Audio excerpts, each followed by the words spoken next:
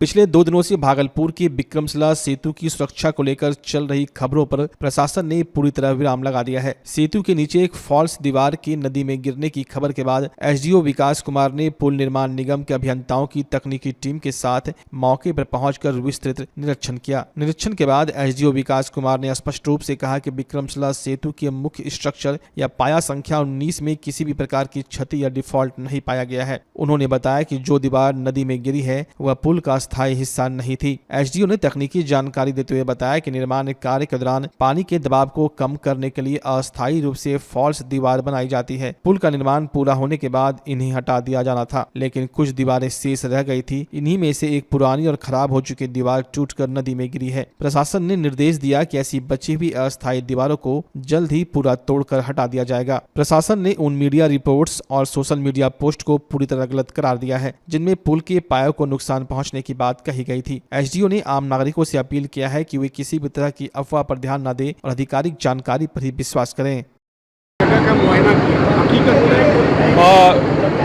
पिछले 3-4 दिनों से ये काफ़ी चर्चा में है कि इसमें पुल को कोई क्षति है, लेकिन after having seen the inspection and audit work by senior officials and engineering team, even yesterday there was a structural audit, so now we can safely communicate to the public that it's completely safe and whatever required repair measures need to be taken will be taken, and through our respected district magistrates we are also communicating it to the concerned department, that is RCD, and also to Pul Nirman Nigam to ensure to kindly ensure a proper structural audit of the structure and reassess if there is any need for repair work, and reassure the public that it's completely safe to commute, and we will have a close watch on the forthcoming developments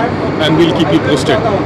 आपके माध्यम से पुनः सभी स्थानीय नागरिकों को ये सूचित करना है कि पुल का जो निरीक्षण है वो किया जा रहा है और इसमें किसी भी प्रकार की कोई वैसी बात सामने नहीं आई है जिससे कोई भ्रांति फैलाई जाए और बिल्कुल ये सेफ है। जो स्ट्रक्चर दिखाया जा रहा है कि टूटी है वो उसके कोर जो पार्ट है उसका वो हिस्सा नहीं है, वो एक आउटर रिंग होता है जिसको जैकेटिंग भी बोलते हैं इंजीनियरिंग टर्म्स में, और सीनियर इंजीनियर्स और चीफ इंजीनियर सर ने भी इसको माइक्रो असेसमेंट किया है और ये लगातार अभी कुछ दिन जारी रहेगा। बट वी ऑल्सो सीजन आने वाला है जी, उस प्रोटेक्शन वाल को फिर से रिपेयर करने की जरूरत मैं ये नहीं कह सकता, लेकिन जो इंजीनियरिंग टीम है उन्होंने कहा है कि इसकी आवश्यकता फ़िलहाल नहीं है। वो अपने जो इसके स्ट्रक्चरल ऑडिट है उसके पॉइंट ऑफ व्यू से उन्होंने इसको असेस किया होगा, और वो जो हिस्सा है वो स्वतः ढह जाता है कुछ साल में। लगभग 25 वर्ष हो चुके हैं इस पुल के, तो उसमें that is none of a concern, बिल्कुल वो कोई घबराने की बात नहीं है। और डीएसपी साहब और जो भी अन्य सभी इससे संबंधित टीम है, ट्रैफिक के डीएसपी साहब हैं, सब लोग इस पर क्लोज वॉच रखेंगे and will have a review after few days. खुशियों और भाईचारे का महापर्व ईद उल फितर आज भागलपुर जिले में पूरी अकीदत और उत्साह के साथ मनाया गया। सुबह से ही आसमान में बादलों का डेरा रहा और हल्की बूंदाबांदी होती रही, लेकिन नमाजियों की आस्था के आगे बारिश भी फीकी नजर आई। जिले के प्रसिद्ध सीटीएस कर्णगढ़ ईदगाह मैदान में सुबह करीब 8 बजे हजारों अकीदतमंदों ने रिमझिम बारिश के बीच ईद की नमाज अदा की। वहीं लगातार हो रही बूंदाबांदी के कारण कई इलाकों में नमाजियों ने मस्जिद का रुख किया। ततारपुर, बढ़पुरा, भीकनपुर जामा मस्जिद में नमाज के दौरान भारी भीड़ दिखी गई। नमाज के बाद खुदा की बारगाह में हाथ उठाकर देश में अमन, शांति, तरक्की और आपसी सौहार्द की सामूहिक दुआ मांगी गई। त्योहारों को शांतिपूर्ण संपन्न कराने के लिए भागलपुर पुलिस और प्रशासन पूरी तरह अलर्ट मोड में दिखा। नाथनगर समेत तमाम संवेदनशील इलाकों में भारी पुलिस बल की तैनाती की गई थी। वरीय पुलिस अधिकारी खुद सड़कों पर उतरकर सुरक्षा व्यवस्था का जायजा लेते नजर आए। सादे लिबास में भी पुलिस कर्मी भीड़ के बीच पैनी नजर बनाए हुए थे। नमाज संपन्न होने के बाद लोगों ने एक दूसरे को गले लगकर ईद की मुबारकबाद दी। नन्हे मुन्ने बच्चे नए कपड़ों में बेहद उत्साहित दिखे। सुल्तानगंज, कहलगांव और सनहौला जैसे प्रखंडों में भी ईद का त्योहार आपसी प्रेम के साथ मनाया गया। घर में सेवइयां और लजीज पकवानों के साथ मेहमानों का स्वागत किया गया, जिसने समाज में एकता और भाईचारे की मिसाल पेश की। सबसे पहले तो तमाम भारतवर्ष में बसने वाले तमाम लोगों को ख़ासकर अहले इस्लाम को, जिन्होंने आज दोगाना ईद की नमाज मस्जिदों में, ईदगाहों में अदा की। दिल की गहराई से मुबारकबाद पेश करता हूँ और खुदा से इस मुल्क के लिए पूरी दुनिया में किस तरह अमन, शांति और मोहब्बत, भाईचारा बना रहे, इसकी खुदा से दुआ करता हूँ। और सबको चाहिए कि ऐसे मौके पर अपनी खुशियों में पड़ोसियों को, रिश्तेदारों को, दोस्तों को, अपने हम वतन साथियों को इस खुशी में ज़रूर शामिल करें और नेकी के, सच्चाई के, सदाकत के रास्ते पर चलने की कोशिश करें। हर किस्म के द्वेष से, झगड़े से, फसाद से, हसद से, कीने से और हर उस नफ़रत की बात से जिससे समाज में एक तरह की नफ़रत फैले, उससे ख़ुद भी बचना है और समाज को भी बचाना है। ये शांति का त्यौहार है, प्रेम का त्यौहार है। हम सब आइए शांति और प्रेम के साथ त्यौहार की खुशियों को बांटें। सुल्तानगंज में आज ईद उल फितर का त्यौहार पूरी हर्षोल्लास और पारंपरिक गरिमा के साथ मनाया गया। एक महीने के कठिन रोजे के बाद चांद का दीदार होते ही मुस्लिम भाइयों ने मस्जिदों और दरगाहों पर पहुंचकर विशेष नमाज अदा की। इस दौरान खुदा की बारगाह में न केवल निजी सुख समृद्धि बल्कि पूरे देश में अमन, चैन और तरक्की के लिए सामूहिक दुआएं मांगी गई। नमाज के बाद मुस्लिम समुदाय के लोगों ने एक दूसरे से गले मिलकर ईद की मुबारकबाद दी। खास बात यह रही कि इस मौके पर हिंदू और मुस्लिम भाइयों ने एक दूसरे को गले लगकर आपसी भाईचारे और गंगा जमुनी तहजीब का संदेश दिया। स्थानीय लोगों का कहना है कि यह पर्व समाज में एकता को और मजबूत करने का अवसर है। बिस्मिल्लाहिर्रहमानिर्रहीम। अल्लाह का बेपनाह शुक्र है कि हम लोगों ने एक माह का यानी रमज़ान मुबारक का पूरा महीने का रोज़ा रखा और उसके बाद रब का शुक्र बजा लाया। आज हम लोगों ने ईद उल फित्र की नमाज़ अदा की। सब लोगों ने ईद उल फित्र की इकट्ठा होकर नमाज़ अदा की और रब की बारगाह में दुआ की कि मौला हम लोगों को आपस में इत्तिफाक, इत्तेहाद, मोहब्बत, भाईचारगी के साथ ज़िंदगी गुजारने की तौफ़ीक़ अता फरमा और हर लोगों के साथ ऊंच नीच मज़हब का कोई भेदभाव नहीं, सबके साथ मोहब्बत और भाईचारगी के साथ ही ज़िंदगी गुजारने की हम लोगों ने दुआ की, ताकि हम लोग अमन और सलामती के साथ रहें और किसी में ऊंच, बड़े, नीचे, गरीब, मिस्कीन, नादार का कोई का नहीं, बल्कि हम लोग की नज़र में मुसलमान हर एक दूसरे से मोहब्बत करता है, हर दूसरे से कोई भेदभाव नहीं करता है, बल्कि सबसे मोहब्बत करता है और सबसे प्यार करता है। और यही दर्स से हम लोगों ने दुआ की और एक दूसरे से दुआ करने के बाद एक दूसरे से मुसाफा मुआनका करके हम लोग अब घर की तरफ जा रहे हैं। देशवासियों को मैं ये संदेश देना चाहता हूँ, ये पैगाम देना चाहता हूँ कि जैसे हम लोग नमाज में एक दूसरे से गरीब और अमीर एक दूसरे से सब बस अब कांधे से कांधा मिलाकर खड़े होते हैं, ऐसे ही हम लोग एक दूसरे के साथ बीमारी में, परेशानी में, मुश्किल में एक दूसरे का साथ दें और एक दूसरे के साथ मोहब्बत से पेश आएँ, दूसरे की मदद करें और भेदभाव कहीं ना करें। हाँ, इसमें हम लोग जो है थाना प्रभारी जो है ट्रेनिंग IPS इनके साथ और प्लस से पहले के थाना प्रभारी हम लोग साथ में हर मस्जिद में हम लोग ने भ्रमण किया।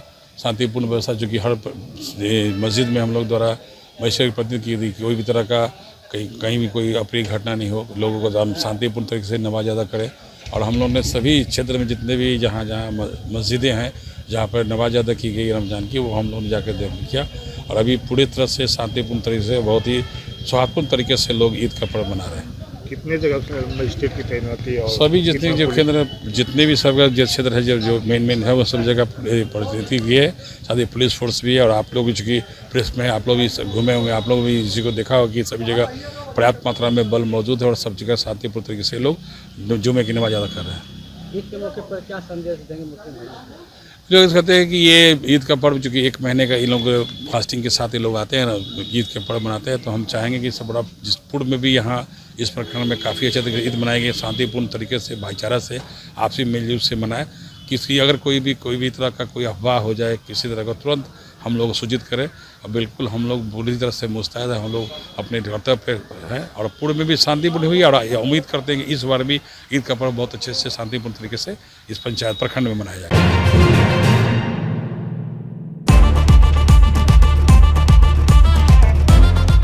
भागलपुर वालों, क्या आप अपने पुराने फर्नीचर से बोर हो चुके हैं? तो हो जाइए तैयार इस सीजन के सबसे धमाकेदार ऑफर के लिए। श्रीनिधि इंटीरियर आया है 30% तक की भारी छूट। जी हाँ, सोफा हो या डाइनिंग, बेड हो या वार्डरोब, प्रीमियम क्वालिटी अब आपके बजट में। सिर्फ फर्नीचर ही नहीं, हम बनाते हैं आपके सपनों का मॉड्यूलर किचन और कस्टमाइज्ड सोफा भी। साथ ही घर को सजाने के लिए लैमिनेट्स, आर्टिफिशियल प्लांट्स और कारपेट्स का शानदार कलेक्शन, क्वालिटी, वैरायटी और अब डिस्काउंट भी। तो अपने घर को दीजिए वो मेकओवर जिसका वो हकदार है। आज ही विजिट करें श्रीनिधि इंटीरियो, महादेव टावर, खलीफा बाग, भागलपुर। ऑफर सीमित समय के लिए। भागलपुर का पहला NABH मान्यता प्राप्त अस्पताल ओम ENT एंड मैटरनिटी हॉस्पिटल। यहाँ मिलती है कान, नाक, गले और मैटरनिटी संबंधित अत्याधुनिक सुविधाएं। यहाँ ब्लडलेस और दूरबीन विधि, एंडोस्कोपी, ब्रोंकोस्कोपी और मॉड्यूलर ऑपरेशन थिएटर की सेवाएं 24 घंटे उपलब्ध है। साथ ही यहाँ ऑडियोलॉजी और स्पीच थेरेपी की भी सुविधा उपलब्ध है। महिलाओं के लिए मॉड्यूलर लेबर टेबल और सिजेरियन सेक्शन टेबल के साथ 24 घंटे संपूर्ण मैटरनिटी की सुविधा उपलब्ध है। साथ ही यहाँ बांझपन के इलाज के लिए सेवाएं उपलब्ध है। हमारे यहाँ कैशलेस सुविधा उपलब्ध है। हमारा लक्ष्य आपकी सेहत और सुरक्षा। ओम ENT एंड मैटरनिटी हॉस्पिटल, हर कदम पर आपके साथ। नमस्कार, मैं डॉक्टर अजय कुमार सिंह, शिशु रोग विशेषज्ञ, बिहार झारखंड में अग्रणी मेरा स्नेह अस्पताल, जो सबसे पहले बिहार झारखंड में कृत्रिम श्वसन मशीन यहाँ आया, ब्लड गैस एनालाइजर आया, और एक नया मशीन क्रिटिकल जो देर से रोए बच्चे में इलाज में बहुत सक्सेसफुल है और वह विकलांगता से बचाता है और बचने की संभावना बढ़ती है। वह मशीन जो देर से रोया बच्चा है उसमें 3 डिग्री कम टेम्परेचर पर रखा जाता है और 3 दिन के लिए रखा जाता है, लेकिन वो 6 घंटे के अंदर उसको उसमें रखना पड़ता है। तो आप इसका लाभ उठाएं। और दूसरी बात, जो आयुष्मान योजना है उसके तहत 5 लाख का चिकित्सा आप अपने नवजात के लिए, बच्चों के लिए आप यहाँ उपलब्ध है, उसको ले सकते हैं। ध्यान रहे कि 5 साल के कम के उम्र में के बच्चों को आयुष्मान कार्ड की अलग से ज़रूरत नहीं है। यदि आपके माता पिता का नाम है तो वो इसमें लाभुक हो सकता है और आप इसका लाभ उठा सकते हैं। धन्यवाद।